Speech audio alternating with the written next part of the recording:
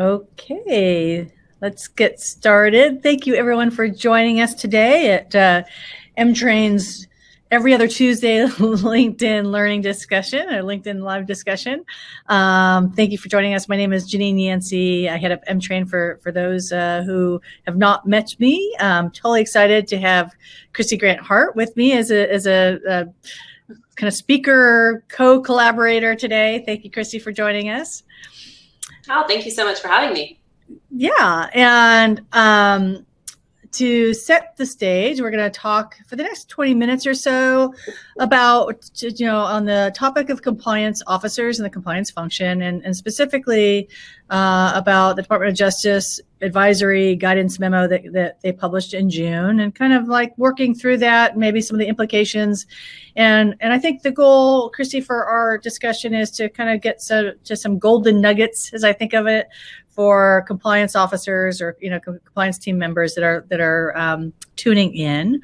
And a little background for folks on Kristy. So Kristy's a former chief compliance officer herself from United International Pictures, so the distribution arm for Paramount and Universal Pictures, right, Kristy? And currently you're the CEO of Spark Compliance Consulting. So you're doing work with clients all around the world on their compliance initiatives and helping them think through kind of the ways to be most effective. And that kind of is a perfect kind of background for our discussion today. So let me kind of set the stage. So in June, and I'm sure everyone is familiar with this, the Department of Justice issued their advisory memo and kind of laying out their thoughts on best practices for the compliance function. And I would just say, because I've been thinking about this for a while, because I came up through my career first as an employment lawyer and then a compliance professional. And at some point I decided to start a business. And now I manage engineering, product, sales, marketing, and they all roll up to me. So I think about both, like I have the perspective of an advisor, like the lawyer advisor, but I also have the perspective of a business leader who's kind of coming to the table, if you will, expecting KPIs, leading indicators, and metrics and a framework to measure success, right? Business outcomes. And I just wanted us to start off, Kristy, like what are some of your kind of general thoughts on where the DOJ is coming from in their memo?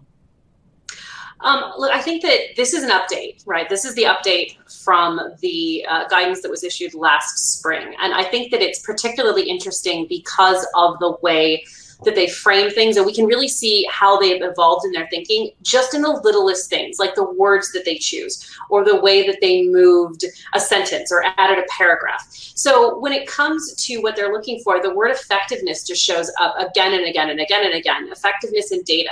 And I think that it's driving in the direction you're describing, where it's, we are expected to be a business function. We need to prove what we're doing and prove that we are effective. And how do we do that? And I think that that's one of the biggest challenges facing compliance officers today, is that has been a pretty amorphous concept, and proving in the negative is difficult. So right. Going in that direction is challenging. Yeah, and I want to kind of just put out there for us to kind of bandy about and for folks to think about, Kristy, like I see, obvious parallels. I'm sure most of our compliance audience does as well on the HR kind of employee relations front. Where, depending on which state you're operating in, there are specific regulations and requests to be effective in creating a respectful, healthy workplace, on the HR issues, right? On the respect issues.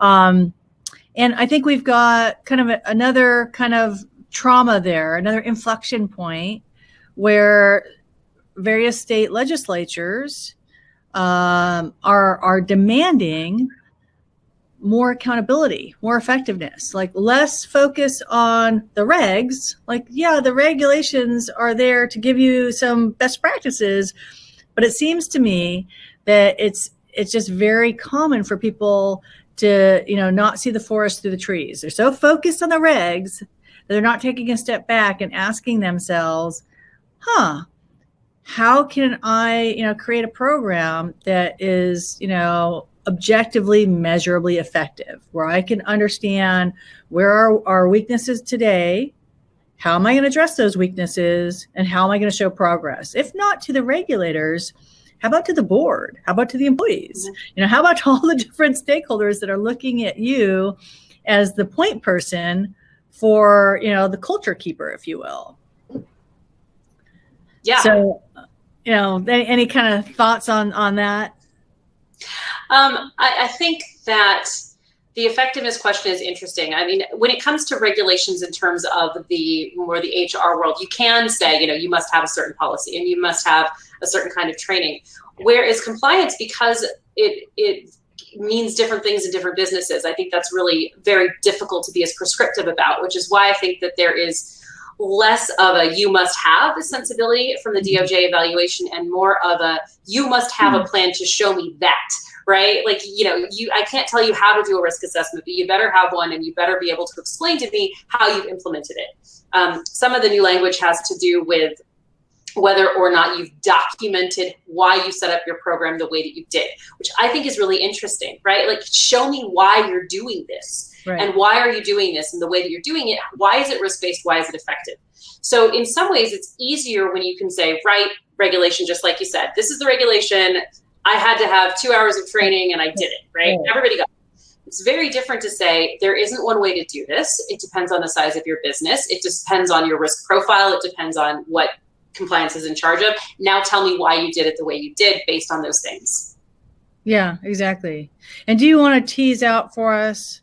I want to kind of focus in a minute on kind of thinking about this as like a teacher teaching a topic, but do you want to focus a little bit for us on, what are the specific nuances that they called out that people need to be tracking?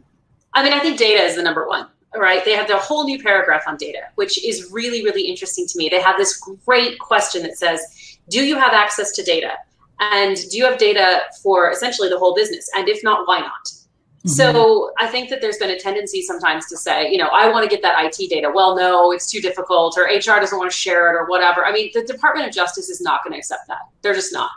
And some of the things that we have thought of as best practices, certainly when we do compliance program evaluations, things like, can you tell how many people have accessed your policies? Or, how can you, microlearning, right? Which has been controversial for years, is suddenly included in there as something we considered, which I think is an endorsement, basically. So when you're looking at things that I've considered best practice, it's now in their guidance. They've really raised the bar. And I think that that's something we need to respond to. Yeah. So thank you for that, Kristy. So, and I also want to point out, I actually personally love that they pointed out, integrating a questions and answer feature in online programs. Absolutely. Because, we've been doing that for years, somewhat controversially for some organizations, because they're like, oh, that's opening up a Pandora's box. Don't do that. And we've always been looking. We don't want to see the questions. That means people don't understand it, But, and if they don't understand it, you need to address that. So right. And we've always been looking at it as, from an education perspective, which kind of leads me to the next point, which I think is a helpful kind of starting point and framework for everyone who works in compliance. Like, I think what I've seen over a couple decades now is people, I think about these issues in an overly simplistic way, and they, will circulate a policy, and their program will be basically a brain dump once a year, right? And so if all of us who are parents who have kids they're going up through school, or we can remember our college days ourselves, I mean, just take a minute and think about that. I mean, how reasonable is it? It's like me, showing somebody like a geometry theorem once. Like, okay, you understand geometry now. Like, what? Right? I don't understand it now, and I took it for a year. So it was a little bit of a while ago. And I just, these topics are not necessarily simple. I think they're nuanced. And so when you think about the microlesson idea, and you think about the question answer idea, and you pair that with actual data. So I would just say that's like to me, that's kind of a trifecta. It's like you've got, ability to ask questions. You've got, the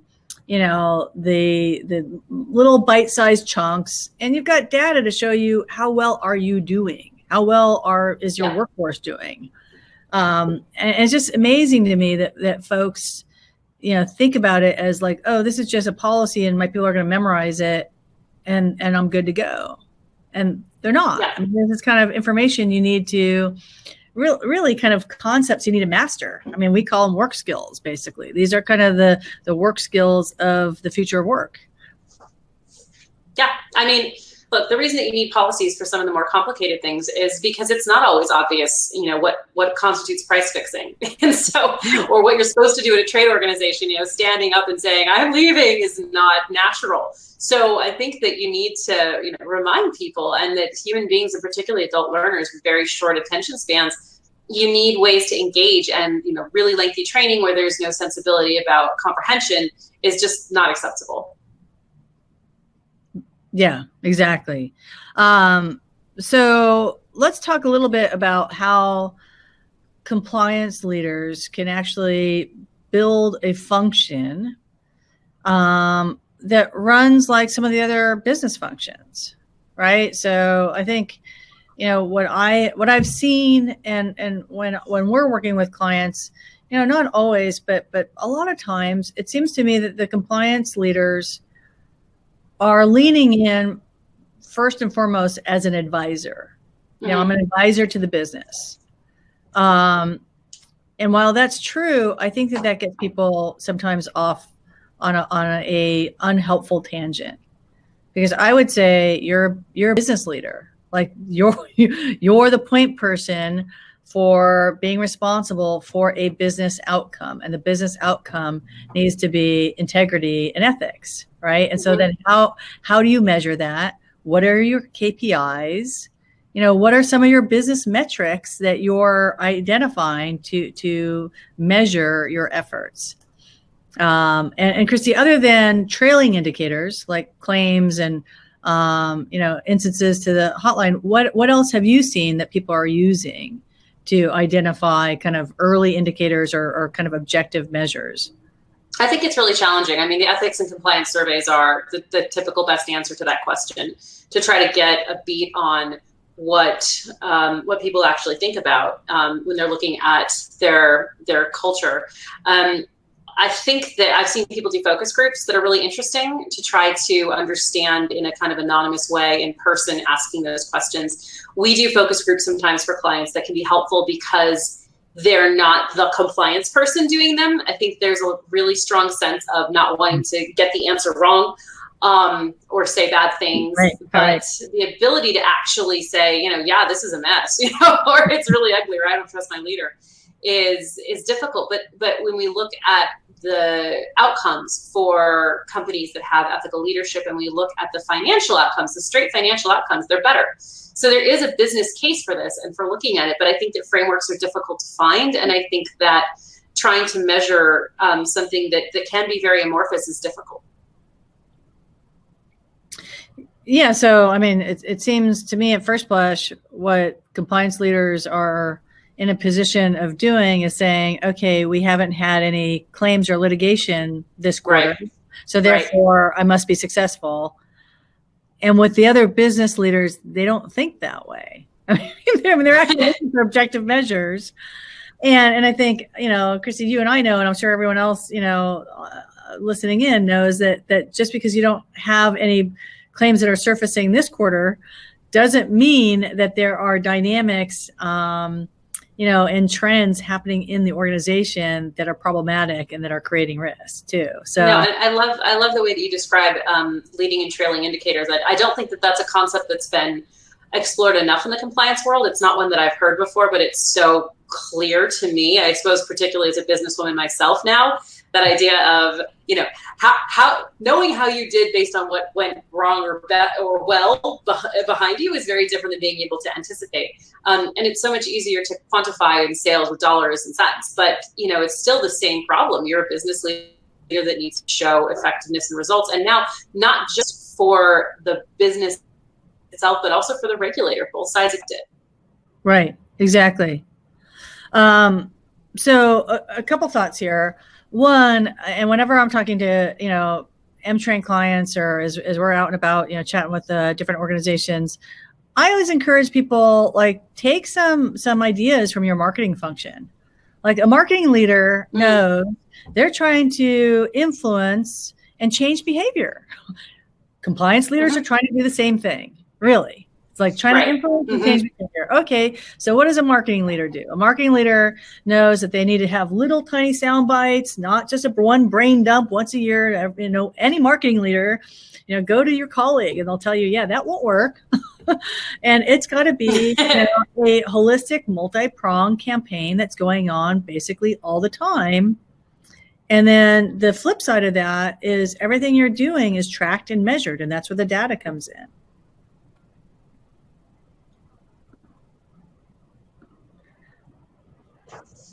Yeah. So, yeah. And I think you need graphics, you need engagement, you need all sorts of capacity. Yeah. When we're thinking about, kind of KPIs, Kristy, and I shared this with you last week, at M-Train, we think of it as let's think of the outcome that we're shooting for, and then let's map it back to, its core kind of ingredients, if you will, right? And so when we think about the outcome of, we're trying to build an organization that is, strong on ethics and integrity. And if we map that back to kind of the core ingredients of ethics and integrity, like, what are those levers? And John, here's where I'll ask you to share, M-Train's diagnostic, which is on our website, so people can go take a look at it. If you go onto mtrain.com, I think it's under Workplace Culture Diagnostics. And not that this is the end all and be all, but it's a starting point. And so let me just kind of talk people through it, just because it might give folks ideas, right? So again, your outcome that you're trying to achieve is ethics and integrity. And so on the organizational side, we're looking at the organizational and the people side, but all told, we're looking at 4 different levers, if you will. So do you have systems and processes for making decisions? Like, is that like baked into your culture, where like it's just natural that people will use a system to slow down and not shoot from the hip? Because, it's common sense. We all know when you shoot from the hip, you're going to have more likely than not a bad decision. And then organizationally, have you done the hard work to create really strong norms of behavior? So even when there's not a leader in the room, everyone knows, oh, here's how we do business here. Like, here's how we make those decisions. And then on the personal side, is there trust in coworkers, trust in managers, trust in leaders? And then is there accountability? So are there always checks and balances and someone who's looking at the behavior and the decisions that are made? And I would kind of suggest, and Kristy, looking for your ideas here, but I think if you look at the whole kind of suite of topics that a compliance officer is responsible for, right? So not only of your code of conduct, but, global anti-bribery, insider trading, fair competition, managing intellectual property, like there's probably about 12 or 15 topics, and they could all be mapped back to these 4 ingredients, really. Your behaviors that lead to either good outcomes or bad outcomes can be mapped back to 4 ingredients. And those could become basically your KPIs of how strong or not is the ethics quotient, of the workforce, of the culture. And then you can start to map back, okay, we're strong on trust, but we've got some work to do on accountability, things like that. Does that kind of resonate with you, or, kind of thoughts on that, Kristy? Yeah, I mean, look, I think that the framework is really brilliant. I think that it takes a lot of boiling down to come down to those ideas. And I think that it makes tremendous amounts of sense that you're measuring knowledge essentially when you're doing training, and you're trying to understand what people either get or don't get, but ultimately their behavior isn't just based on knowledge. It's based on so much more that has to do with culture and accountability and about leadership. So I think that being able to not just think about knowledge and skill set, but also to think about the why is really what you're doing with this framework. And I think it's really interesting.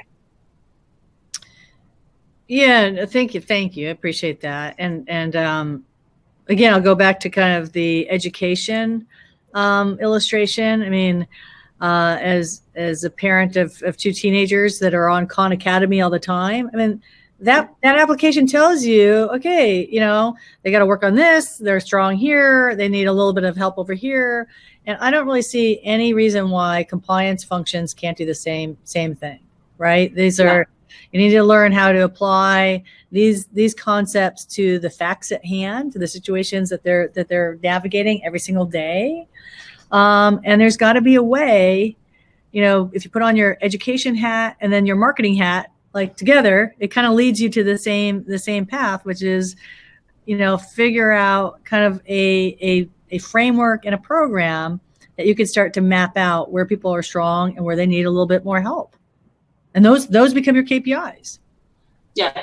I mean, I think that it makes a lot of sense. I think that it's in the not so distant past, people didn't think of themselves as business people really at all in the compliance and legal function. I mean, I'm a lawyer and I come out of that world.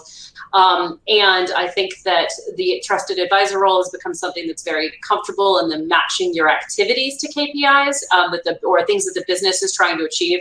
I think that it's a whole other level to consider yourself an actual proper business function with the same type of KPIs and the same type of responsibilities in terms of almost, you know, it's not quite P&L, but it's close. And I think that that's next level thinking. And that I think that that's probably where we're going. And I think that that's part of the testing and effectiveness piece, that those expectations are becoming bigger and that will ultimately help the profession, because the more integrated we are as a proper business function, it's always going to be a support function. But the more we think of it as more aligned with the businesses, the way that business operates for the other functions, the better. And so, absolutely, you know, well said, Kristy. Because I mean, to me, it seems obvious that where compliance leaders have historically been so frustrated that they're not included at the table, you know, making the decisions. It's like, well, because you've been off in a silo and with your advisor cap, you're not really, you know, changing the course and trajectory of the business. But there is a full-on opportunity to do so. I think this is the time.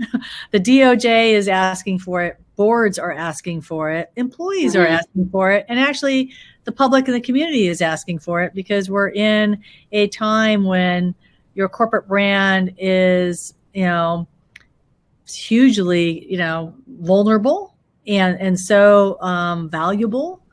And think about, like, you know, the different business leaders that have influence over the corporate brand. I mean, the compliance leader has major influence over the corporate brand and how healthy or not it is. So, you know, I see this as a huge opportunity for compliance leaders, and excited to see compliance leaders kind of lean in and think about, like, okay, how do I operate this, manage this as a business function, and try to move towards the good outcomes, you know, business outcomes that everyone is hoping for. Any kind of last thoughts? Yeah, I love it. I mean, honestly, I think it is a new paradigm to get that. Yeah. Sorry, I think our connection is a little poor at moments. I think that it is a completely new way of seeing how it all works, and I think that it's pretty fantastic the way that you're. Well, thanks, and I think it's great that everyone in the industry, yourself and so many others that I've been talking to, are thinking about their responsibility, I think, in a you know, more impactful way, which is great, more accountability. So I think this is probably a good place to stop and sum it up, which is, you know, the Department of Justice is looking at the compliance function and compliance leaders as, you know, taking actions and creating programs that are ultimately going to be more effective on the business, and being able to talk through that, not only with the DOJ and regulators, but like I said, with the C-suite, with the board, employees and the community, as to like, here's the thinking and here's why we're creating the program that we are, to up level the skill set and the understanding of the whole workforce. And I think it's a great time to be a compliance leader, and it's a great opportunity. So happy to hear anyone's kind of comments, questions. Just post them on the chat in the LinkedIn Live kind of chat pane, and either Kristy or myself would be happy to get back to you. So Kristy, thank you so much for joining us today. Totally appreciate it. It was fun to have this conversation. Thank you so much, Janine. Honestly, I think that you're thinking about things in a way that is so proactive and useful, and I'm excited to see these ideas proliferate, because I'm sure that they will. We certainly hope so. So everyone, thank you so much for joining us. And again, M-Train does a LinkedIn discussion every other Tuesday. So please follow us on LinkedIn and tune in for our next discussion. Kristy, thanks so much again. And everyone, have a great day. Thank you. Take care. Bye. Bye.